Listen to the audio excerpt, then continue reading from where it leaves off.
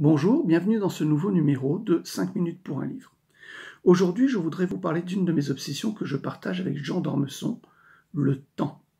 Alors, le temps, à la fois celui qui passe, cette rivière qui emporte tout sur son passage et qui finalement nous emmène de façon inexorable vers la mort, mais également le temps qu'il fait. Le temps qui est celui de la montre, le temps qui est aussi celui du physicien, c'est-à-dire qui va du passé vers l'avenir. Voilà. Il y a énormément de définitions du temps. Ces définitions ont été données par de grands spécialistes comme Stephen Hawking, par exemple, ou Albert Einstein en physique. Ce temps a été également défini en philosophie par des gens comme Bergson et par d'autres comme Étienne Klein qui ont à la fois le côté philosophe et le côté physicien, ont essayé de réunir les deux. Aujourd'hui, je vais vous parler de quelqu'un d'autre, c'est Denis Grozdanović. Denis Grozdanović, ancien tennisman et philosophe, a écrit cet essai « Petit éloge du temps comme il va ». Oui, le temps comme il va, effectivement. Quel temps fait-il? C'est l'une des questions les plus récurrentes. Est-ce que vous avez le temps également? C'est quelque chose que l'on entend beaucoup dans nos sociétés. Mais toute la question est là. Qui ne s'est jamais imaginé, par exemple, un après-midi d'hiver, la tête collée contre la fenêtre à regarder la neige tomber dehors avec un chocolat chaud dans les mains?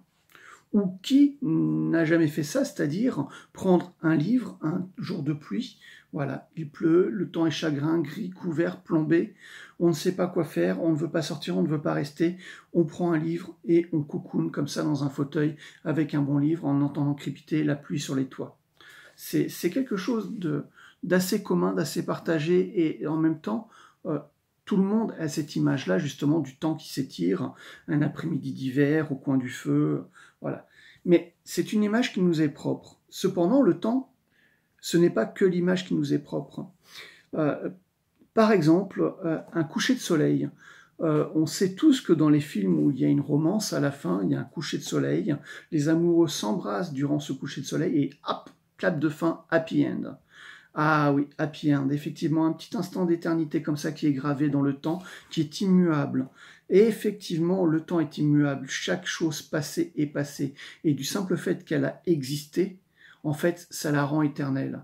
C'est assez étrange, mais c'est comme ça.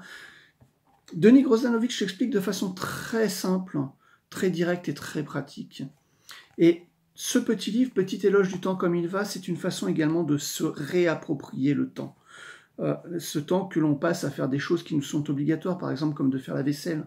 Alors effectivement, on peut faire la vaisselle en perdant son temps, mais aussi on peut faire la vaisselle en prenant son temps, ce qui est tout à fait une autre notion. On peut faire la vaisselle en imaginant des choses. Je me rappelle de Milan Kundera qui disait dans un de ses livres « L'oisiveté n'est pas la mère de tous les vices, mais l'oisiveté est la mère de tous les imaginaires. » Et effectivement, prendre le temps de ne rien faire permet parfois de se construire, permet également parfois de devenir. Et c'est assez étrange, ce devenir dans le temps. Et effectivement, Denis Grozdanović l'explique très bien. Il y a son temps, il y a le temps des autres, et le but c'est de trouver le bon rythme pour pouvoir faire coexister son temps avec le temps des autres, justement pour ne pas perdre son temps, pour ne pas se perdre dans le temps également. Donc c'est vraiment un petit livre qui est magnifique, très bien écrit, très simple, direct, pratique, qui nous parle de toutes ces façons de voir le temps différentes.